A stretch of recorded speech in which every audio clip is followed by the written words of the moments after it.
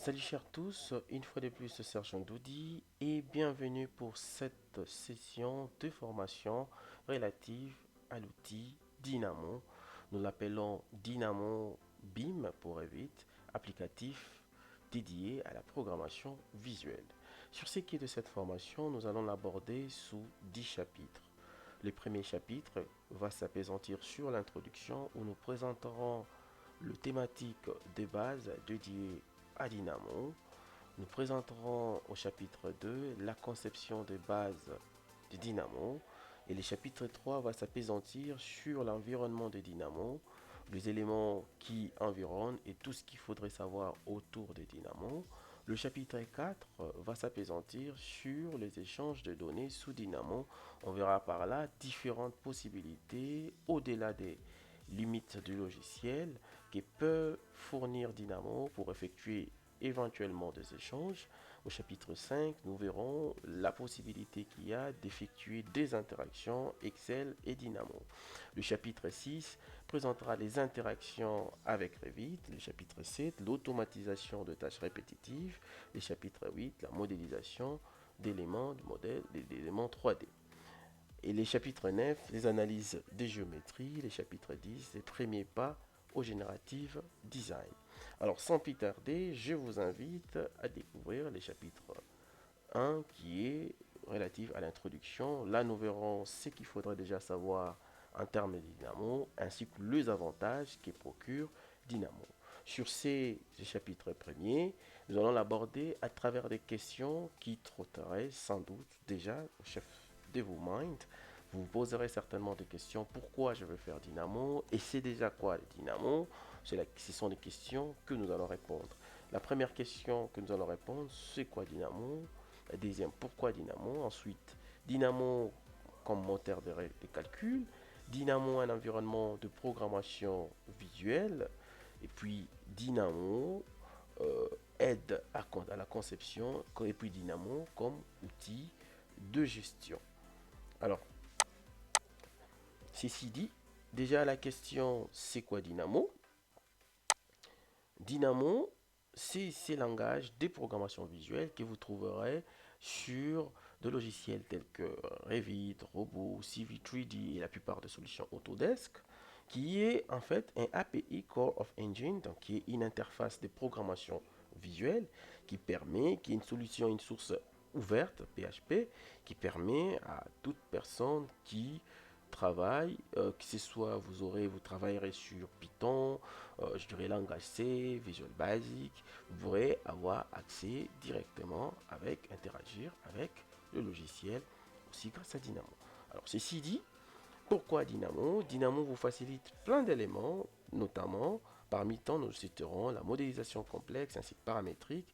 Vous pouvez vous faciliter les tâches en termes de ces attributions-là avec, grâce à Dynamo, les ajouts de fonctionnalités supplémentaires au logiciel, donc les incapacités ou les limites du logiciel pourront être contournées grâce à Dynamo, et les tâches répétitives ou chronophages pourront trouver solution également éléments de réponse grâce à Dynamo, et verront aussi les exports de données, les résultats au format Excel, les traitements, l'enregistrement ou bien l'enrichissement de bases de données, ainsi que les modifications à travers de tableurs Excel.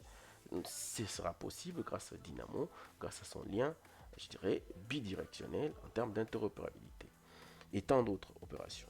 Alors, sur la question suivante, Dynamo, pourquoi considéré comme un moteur de calcul? Dynamo, qui est voilà, développé déjà par Autodesk, qui vous permet d'une certaine manière de faire la gestion de bases de données ou encore des informations, quel que soit leur volume. Les volumes peuvent être énormes. On verra que ce sera possible de le traiter, voire l'analyser grâce à Dynamo. Alors, il est particulièrement également efficace en termes de modélisation 3D. On verra par là les modélisations complexes qui pourront trouver les éléments de réponse grâce à Dynamo. Alors, environnement de programmation visuelle, c'est quoi en fait par là?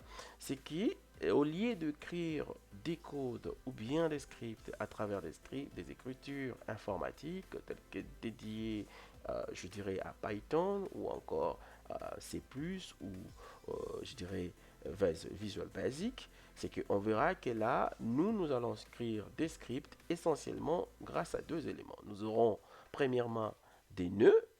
Nous aurons des nœuds qui véhiculeront des informations ou encore des instructions en arrière-plan et qui seront reliés par des fils. Et c'est là des gauches vers la droite. Comme la première remarque que nous remarquerons, nous aurons une seule entrée, une et une seule instruction d'entrée et plusieurs possibilités d'avoir plusieurs instructions de sortie. Alors, les clés réunies à travers des fils consistera à ce que nous allons appeler les graphes ou encore les scripts. Alors, l'interface Dynamo vous permet d'une certaine manière ou à tous les utilisateurs d'exécuter des requêtes ou encore des opérations, des analyses, sans réellement maîtriser les langages, je dirais, de programmation tels que C++, Visual Basic et Python.